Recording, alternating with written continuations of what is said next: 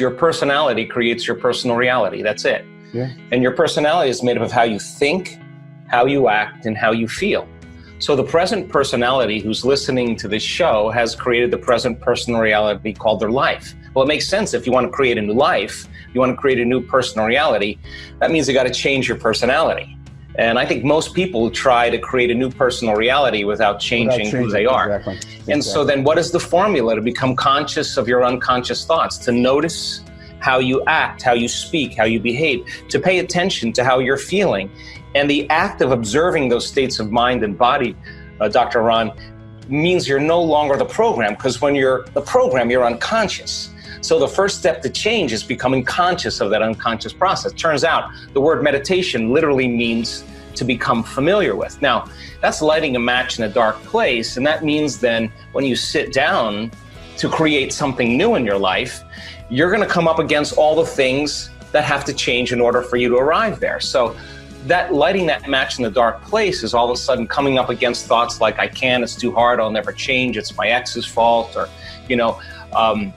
you complain, you blame, you make excuses, you feel sorry for yourself. These are all unconscious programs.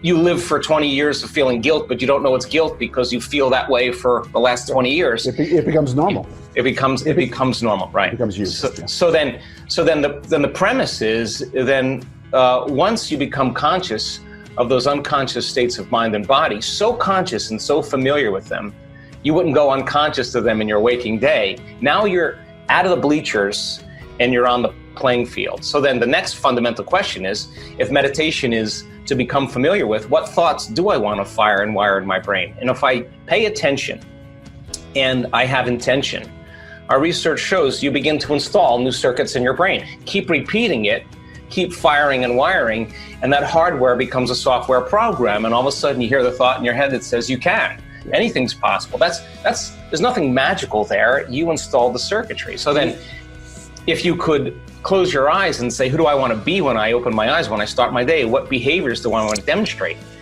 The act of mentally rehearsing who you want to be and going through the actions in your mind, when you're truly present and truly focused, the brain doesn't know the difference between the real life experience and what you're imagining. So then you install more neurological circuits in your brain, because typically the neocortex is a record of the past. Now you're priming the brain to the future. If you keep repeating it, the hardware, by firing and wiring, becomes a software program, and all of a sudden you start behaving like a happy person. Well, there's no magic there.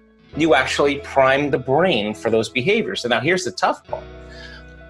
Can you teach your body emotionally what that wonderful practice, what that wonderful life, what that wonderful future could be like, and not wait for the event to happen so that you can feel joy or feel freedom or feel love or abundant?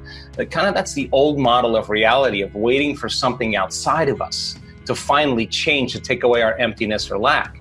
The deal is that when you begin to condition your body emotionally into the future, now you're no longer living by cause and effect, you begin to cause an effect. And so when people trade limited emotions like fear or anxiety or frustration or resentment for elevated emotions like gratitude and freedom, it's that heart-centered state that begins to cause the body to literally emit information and energy. And that energetic release we have measured begins to cause the brain to begin to change, and it gets more creative. And so people then, when they truly change how they think, how they act, and how they feel, and they become so familiar with those thoughts, behaviors, and emotions that they begin to create a new personality, well, then it makes sense. And if they're diseased, the disease exists in the old personality. That's right. They're literally somebody else. They're not visualizing anything going away. They're understanding that the stronger the emotion they feel, the more they're upregulating genes. Well, why? Because it says the environment signals the gene. Everybody understands that. But the end product of an experience in the environment is an emotion. So if you're living by the same emotions every single day, your body is so objective, it doesn't know the difference between the real life experience that's creating the emotion that you're fabricating by thought alone. So you're headed for a genetic need because the body's not getting any new information. Begin to have people understand what they're doing and why they're doing it, and they assign meaning to what they're doing. They start suppressing genes for MS, suppressing genes for leukemia, and start upregulating genes for health and immune regulation and IgA and all the wonderful antibodies that begin to restore and repair the body. And so we've seen dramatic changes. I can tell you right now that you can absolutely change the way your brain works. You could absolutely make your heart more balanced. You could lengthen your life. You could upregulate genes, 8 different genes that have to do with cancer suppression and tumor cell growth, to grow new neurons in your brain, to diminish oxidative stress, to stimulate stem cells to go to damaged tissues and repair them. Research shows that you can do that in 4 days. And so I think this is a time in history where it's not enough to know. It's a time in history to know how. And common people around the world are doing the uncommon, and it's like a 4-minute mile. Somebody stands on the stage in an event and says, hey, I've been dealing with this Parkinson's disease for 20 years, and I just had a moment, and now I don't have any tremors. Everybody leans in when they see that. What we found, in a very indirect way, as you get closer and closer to the expression of innate intelligence through your nervous system, through your body, and I say that's my definition of health. My definition of health is the expression of coherent energy through your nervous system. And as you get closer and closer to innate, it tends to be more and more love. You tend to feel more elevated in your heart. And once energy makes it to the heart, our research says it goes 2 ways. First way, straight to the brain. That's because we see it on functional brain scans every time. The second thing that happens is the heart becomes orderly. It begins to emit a field that can be measured, that's magnetic up to 3 meters wide. Now the body is connected. It's not feeling separate, it's feeling very connected.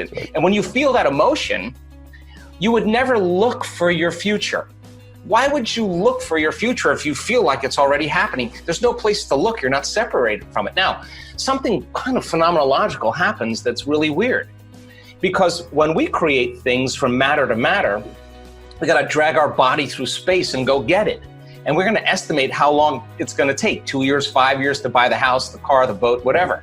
That's matter trying to influence matter. And when it doesn't work, you force outcomes, you control outcomes, you manipulate outcomes, you fight for them, you compete for them, because that's what you do when you're matter trying to affect matter. But once energy makes it to the heart and the body's emitting a field, and the heart makes you feel connected, the brain becomes more creative, it goes into alpha states. Now all of a sudden, you have a Wi-Fi signal. The brain's coherent, the heart's coherent, and now the inverse is true. Now you start seeing synchronicities, coincidences, opportunities coming to you. Like you're not going anywhere to get them, you're the magnet. And so then doing the work, people come to heal, they come for wealth, they come for new relationships, they come for a new life, but really what they're coming for is wholeness. Yeah. So then what we see is when people start to connect, there is a tremendous release of oxytocin in the brain and body. And oxytocin is the love chemical. But now it's not coming from a relationship. It's coming from your relationship with innate. It's coming with your relationship with a future vision that you're falling in love, bonding with your future, just like you would bond and fall in love with somebody else. Now, oxytocin signals nitric oxide. And nitric oxide signals a chemical called endothelial-derived relaxing factor. And what does that do? It signals the vessels in the heart and the lungs to actually expand. Now, here comes a lot of blood flow, a lot of energy right into your heart, and you're going to physiologically feel your heart feeling full. And now, when that happens, all of a sudden, there's only one thing you want to do, and that's give, because you feel so amazing. You go from the selfish state of the stress hormones to a selfless state. And what you're saying really is, I just want you to feel the way I feel. And the only way that I can express how I feel is to give to you. That's what love does, right? That's what gratitude does. We did an experiment. We took 120 people. We measured their cortisol levels and we measured their IgA levels. Immunoglobulin A, your body's primary defense against bacteria and viruses. It is better than any flu shot. It is the body's innate flu shot. Turns out as cortisol levels go up, the immune system goes down. Why? Throwing out all this energy for some threat in your outer environment, no energy in your inner environment for growth and repair. So the immune system downregulates. So we said, okay, we measured the cortisol levels, we measured their IgA levels. We said, for 4 days, let's get heart-centered. We'll put a heart rate monitor on you. We'll measure when you're coherent, and let's get you into feeling gratitude. Now, the emotional signature of gratitude, when you're receiving something, when you just receive something that's favorable, when something amazing is happening to you, or something surprising or amazing just happened to you, you feel gratitude and you say, I thank you. So the emotional signature of gratitude means something just happened. Right. Something favorable just happened. Now your body's so objective that when you feel gratitude, it can't tell the difference between something that you're getting from your outer world or just by fabricating it by thought alone. So then when the body moves into that elevated state of emotion, it switches down the sympathetic nervous system. Here comes the parasympathetic nervous system, and now there's energy for growth and repair. So in 4 days, IgA levels went up 50% just by feeling gratitude. Now, the worst thing that could happen to you by being grateful for things in your life or things that are going to happen in your life is that you're going to heal. That's the worst thing that could happen to you. So researchers that study my work, they say, listen, your oxytocin levels on your students are really high in 4 days or 7 days. I mean, oxytocin levels are normally high when female mammals are bonding with their offspring, or you're in that honeymoon stage of a relationship and it creates monogamy and connection and bonding, and that's really the way it should be. But now they're saying to me, what are you doing at your events? I mean, well, I said because I want them to be in love with their future, just like they're in love with somebody else. And you're bonded to that future, and no person, no circumstance, no condition in your environment is going to remove you from it. And that's when people practice this, the cool thing about it is that once they understand the formula, they know how to do it. It's not like, oh God, I got to go meditate today on creating a new life. It's not like that. They're up and they want to go. Why? Because they don't want the magic to end. They don't want those synchronicities to end. And now the universal intelligence, that is that quantum field, that is that unifying field, that is source, it is singularity, it's the 0 point field. That is when if you are connected to source or universal intelligence, why would you go anywhere to get anything? Right. You wouldn't have to. So then I'm always amazed with chiropractors because they talk innate intelligence, they talk about it, but they make very little effort to connect with it. And I'm telling you, when you have that arousal and you experience it, you're going to know that it's absolutely real, and you will speak with a different level of authority. And removing subluxations in the nervous system allows the expression of that intelligence.